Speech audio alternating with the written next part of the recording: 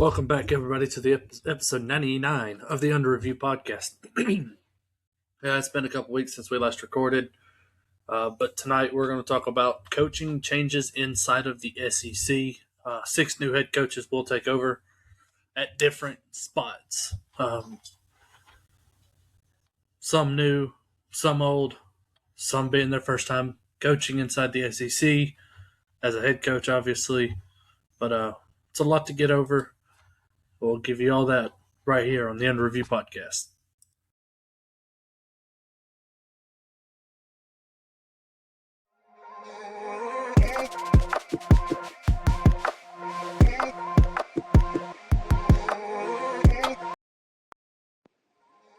Welcome to the Under Review podcast, where Saturdays mean everything, rivalries run deep, and the SEC reigns supreme. Hosted by Todd and Marty, 2 die-hard fans breaking down every snap, storyline, and showdown across the Southeastern Conference. From the swamp to the plains, between the hedges to the bayou, no team is safe when it's under review. Now back to the action with Todd and Marty. All right, like I said, episode 99 of the Under Review podcast is up for us. It's been crazy, so we'll get the episodes when we can at this point. Yeah, for that. I mean, we're still going to get them. We're still going to talk about everything when it comes time to it.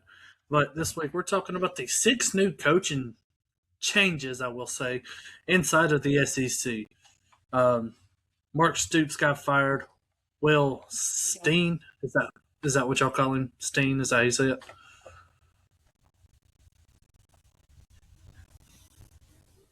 Talking to you, can you listen? Will Steen, I guess. Steen. I don't know. That Will dude from Kentucky. Arkansas, Sam Pittman's going to be an offensive line coach somewhere. Ryan Silverfield will take over for him. Hugh Freeze is out. Alex Golich is in at Auburn. Brian Kelly is gone. Lane Kiffin steps up. Lane Kiffin is out of Ole Miss. Pete Golding will take over for him.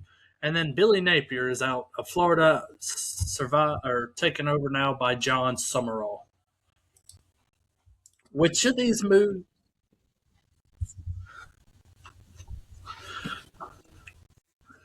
Hey, you gonna calm down over there? Written. Calm down. We're on live. Please. Domestic.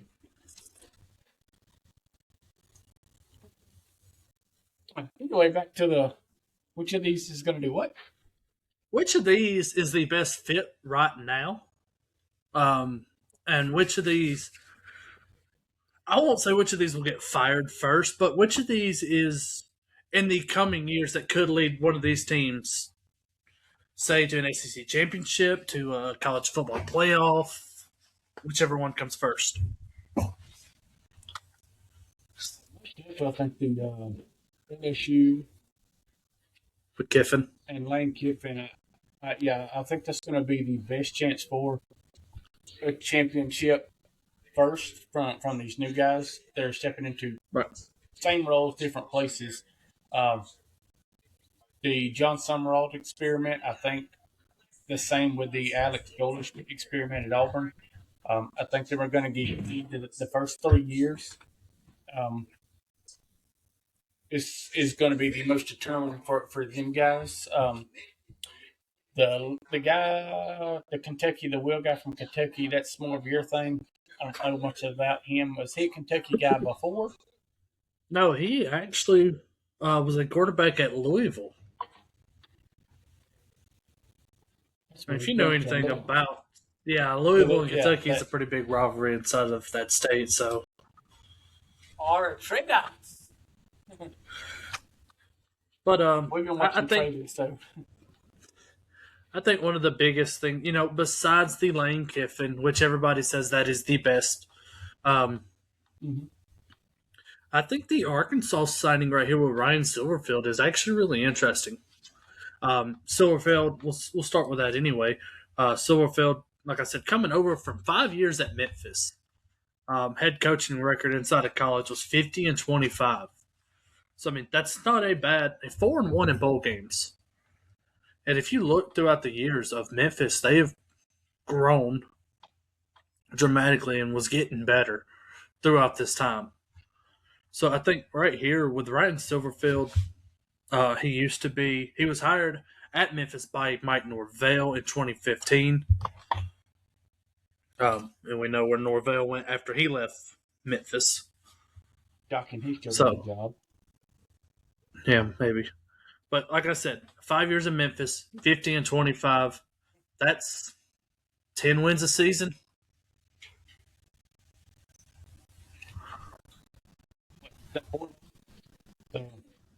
Four bowl games and or 5 bowl games, 4 wins, 1 loss.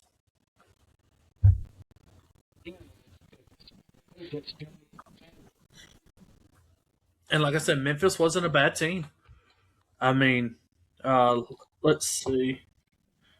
His records at Memphis starting in 2019, I guess, so that's when Mike Norvell left. He was 0-1. He went 8-3 in 2020. He went 6-6 in 21. He went 7-6 in 22. 23 he went 10-3. 24 he went 11-2, and then last year he went 8-4. So it's 50-25, 27 conference wins, 21 conference losses. Now, I think that's good. Kentucky has been not ready the last couple of seasons as trying to get anything moving in the it's right Arkansas. direction. I thought the wheel guy was at Kentucky. This is Ryan Silverfield. Okay, okay. Now I'm confused. See, it's like a Rusty. Yeah, well, it's been a minute. Let's see if I can find out. He had wins in the Frisco Bowl, the Liberty Bowl, the First Responders Bowl, and the Montgomery Bowl, and then lost the Cotton Bowl, which was his first. That was his loss that year for Norvell. So I mean, technically, I wouldn't count that one. So I mean, 4-0 in bowl games. Pittman's been there so long, they've kind of got set in their ways. Probably There's been no new life. Do what? I said probably around the same time. Right. So Pittman's probably been there longer. Well, but still, I think this is going to bring new life into the Arkansas program. Get a younger guy in there, somebody who's not established in their ways, and when you have a tradition of not being the best, I think this is a good turn for Arkansas. Maybe not a bowl game. I don't know about next year being a bowl game, but like I said, it takes time to build a team in this day and age. You say a younger guy, it's a 17-year age gap between Sam Pittman and Ryan Silverfield. So, which younger, he's still 46 years old, but Sam Pittman was also 63. So, but that's what I'm saying. As far as the program wise, he's coming in new, fresh, stuff like that. I think it's going to be big for that program to kind of somewhat start fresh as far as being the head coach of the Razorbacks. Yeah. Next, we're going to talk about the Auburn signing here with South Florida's head coach Alex Golesh. Took over the USF program in 2023 to 2025, 23-15, 2-0 in bowl games. And that was a 2023 7-6 win in Boca Raton Bowl, 2024 7-6 as well, win in the Hawaii Bowl, and then a 9-3 record this year, and they played in the Cure Bowl. So 23-15, 14-10 in the conference though. Even since we've noticed, I don't know much about him, but I think he's Russian.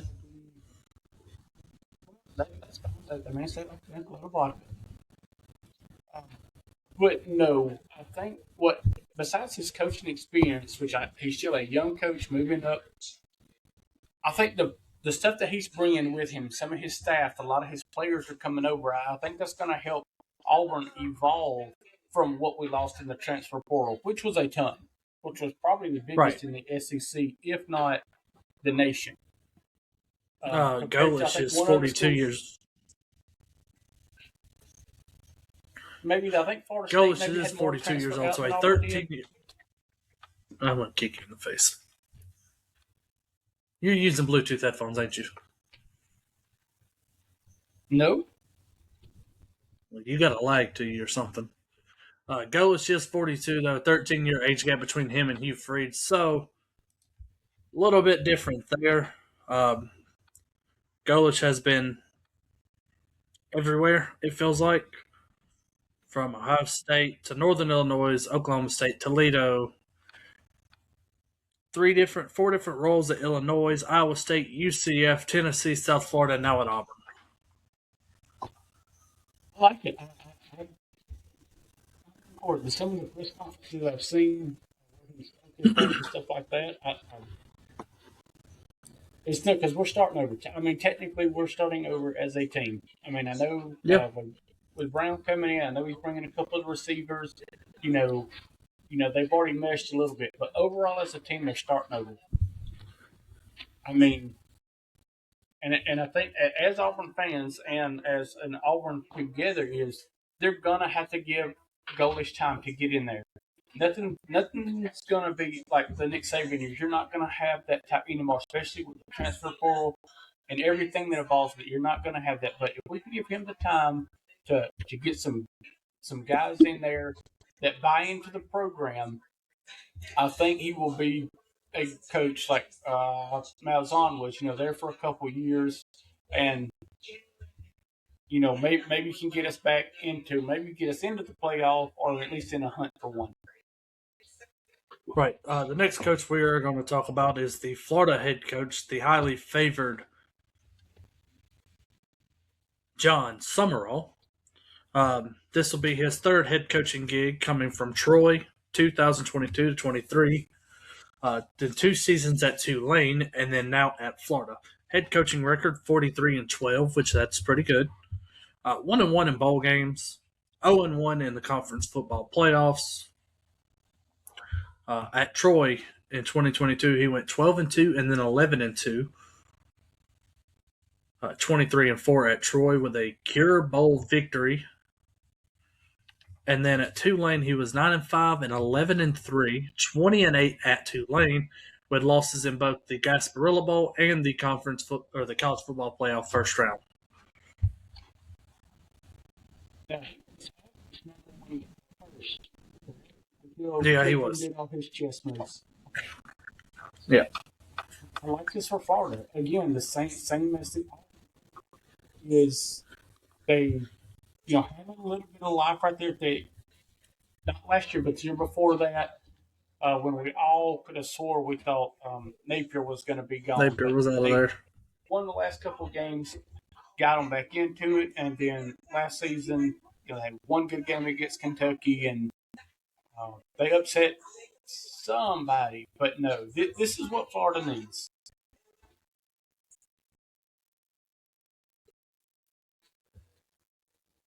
Yeah, I mean, I do like John Summerall a lot. I think this is a good head coach. You started out in the Sun Belt. You took Troy to back-to-back 11-plus victory seasons. One was a Cure Bowl victory, and they both finished first inside the West both years. Both Sun Belt Division champions with that AAC champion. So 4 seasons, 3 conference championships, proven winner. I think Florida has a good coach here. Now, let's see how it plays out for them this year. And like I said, we'll talk more about recruiting classes and all this later. But now let's talk about the first-year head coach in Kentucky, Will Steen. Will Steen played quarterback at Louisville from 2008 to 2012, and then bounced around from 2013, 2014, he was in Louisville. 2015, 2017, he was at Texas. He goes to high school ball for 1 year, comes back for UTSA for 2 more years. And then 23 to 25, he was the Oregon offensive coordinator and quarterback coach.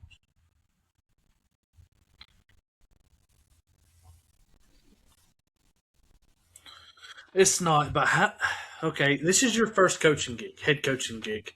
How do you take that? You're at Kentucky. Kentucky's been a mid-tier pack team. Well, here recently they have been the bottom tier teams. How do you get them back to winning ways in Kentucky? 13 or so, was it 13 plus years or something by Mark Stoops? Hasn't had a coaching team for a while, so it's Same as well. So it's going to be an uphill battle for Will Steen. Uphill battle. But that's where he has to come in again, bring in people around him that make the program better. That are not looking for other things. That are going to build the Kentucky program like you're pretty much starting over again. Just as Goldish is doing it Auburn to a certain extent. Now they didn't have a big transfer portal in out as a lot of other no, schools, but they did lose their quarterback. They did lose Cutter Bowley. I mean, and you can say that's not a big deal, but the kid played in almost every single game as a freshman. He was the key guy that they was going to build around, I guess. Stoops gets fired, he leaves, which sucks. He's gone. He's a senior. 12 years. One of those 12-year seniors. But, I mean, like I said, it's going to take a lot. And like I said earlier, we'll talk about more of these and what they get inside the portal when their time comes. All right, time to head down to Baton Rouge as Lane Kiffin took the job as their head coach. The Fresno State quarterback from 94 to 96. This is his fifth head coaching job inside of college. He took one NFL job. He is 116 and 53, but 4-4 in his bowl games.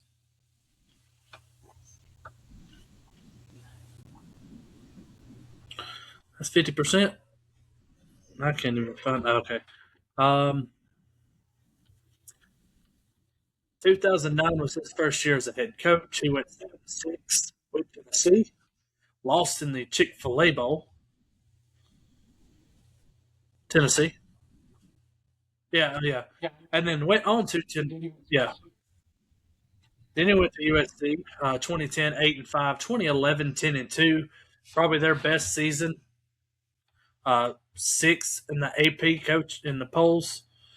2012, 7-6, lost in the Sun Bowl. And then 13, they went 3-2. Did he get fired midseason that year? Yeah. Got fired. Yeah. Then he takes a couple years off, and then Florida Atlantic, the Owls, signed him in 2017.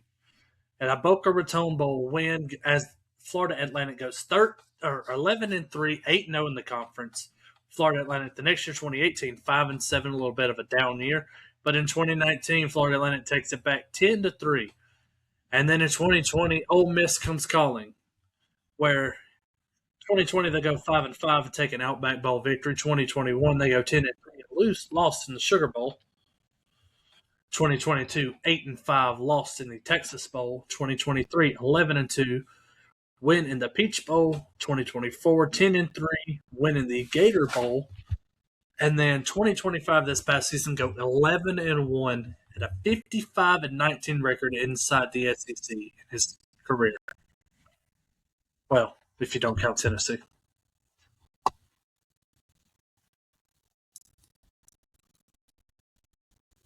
This is they got their man. They went out and threw money at him, and here he come. But I think he's at now.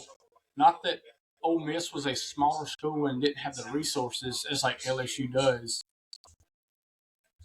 This LSU administration and team could be deadly. This could be. I think they get the right players in. This could be maybe 2 or 3 championships in a 5-year span. Well, here's the thing. He as a head coach, he only has 2 Conference USA championships. Those 2017, 2019 with the Florida Atlantic Owls.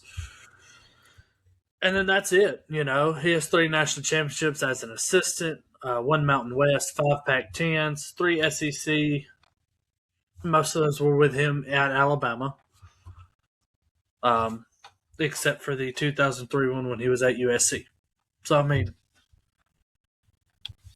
I think it's a good.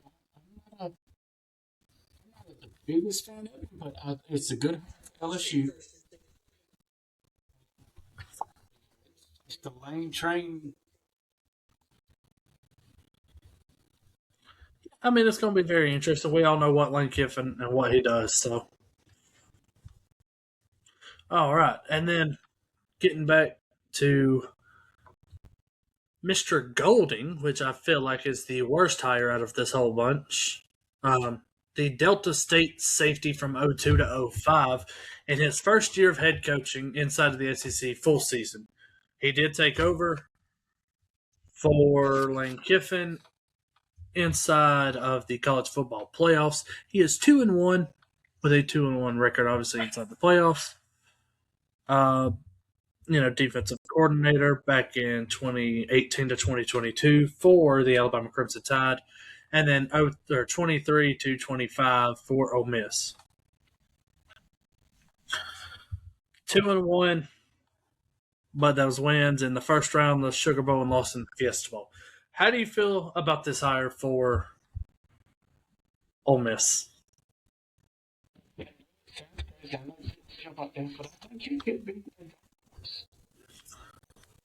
he was playing with a lot of Lane's players.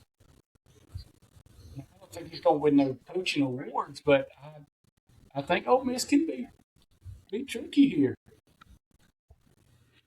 I think this was they were hiring our defensive coordinator, kind of save the team situation. Get all the players to not enter the transfer portal. Just try to keep what you got. And when he gets fired next year, I will come back to episode 99 and say this again, that he's going to get fired. Okay, yeah, Trinidad Chambliss is coming back, but the point is this is not the same team. He is not the same. He don't have the drive of a Lane Kiffin. And if you watch back to any of those 18 to 22 years when he was the defensive coordinator at Alabama, he had all the talent in the world. All the talent in the world. Just couldn't do anything with it. He got his ass ringed a few times. Yeah. So, I think it's an idiotic decision, however. Yeah, like I said, I'm not saying it's the smartest coaching hire ever. And you might be right. It's probably the silliest in the SEC for sure. Yeah, I will say that it is the saying, craziest inside the SEC.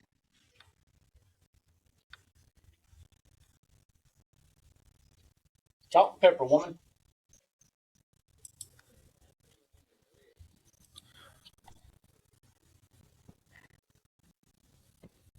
Is that all you got to say? Yeah, she was salting and peppering my rant. Well, again, I don't see this being a big thing. I feel like Ole Miss will be finding a head coach again next year. That's how I feel about it, and that's for one, right? Kind of putting out for a few places. Ole Miss is ridiculous if they're going to sink all this money and all their resources into unproven first head coach. He was really riding on Lane Kiffin's coattails, getting into the playoffs and stuff like that. So, like you said, it's a silly hire, but and then goes and wins 2 games inside the playoffs. But one, you beat Tulane. You done that in the regular season. Whoa. Didn't you turn around and beat Georgia? Was it Georgia? I think so, yeah. Beat Georgia, okay. That's a good win. And then you eventually lose to...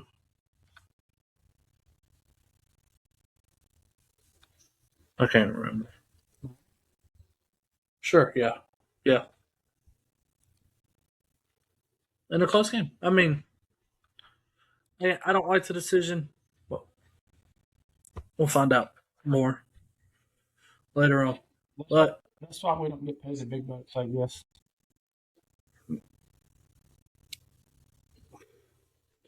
It is what it is.